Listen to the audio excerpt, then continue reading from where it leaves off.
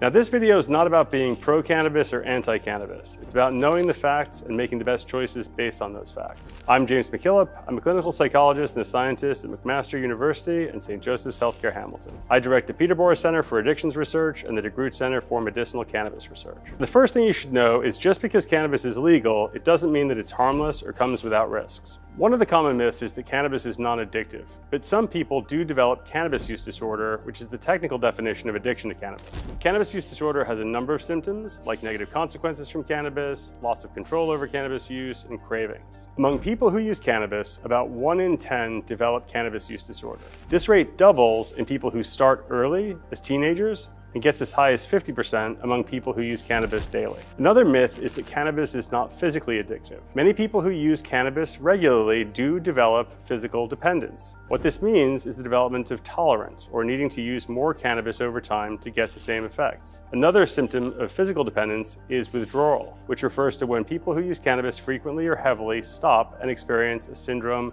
of negative consequences, including anxiety, depression, irritability, nausea, insomnia, and other physical symptoms. Cannabis can lead to cognitive impairments and increased risk for other psychiatric conditions like depression, anxiety, and psychosis. It's also associated with lung harms, such as chronic bronchitis, and gastrointestinal illness, such as cannabinoid hyperemesis syndrome. This condition refers to severe nausea and vomiting that doesn't respond to traditional treatments. I'm not trying to demonize cannabis. We don't need a modern-day reefer madness. An important nuance is that most of these consequences only happen to a subset of people who use cannabis. They tend to happen to people who use cannabis heavily, frequently, and especially products that are high in delta-9 THC, the psychoactive ingredient in cannabis. For most of these outcomes, the more delta-9 THC you consume, the higher your risk.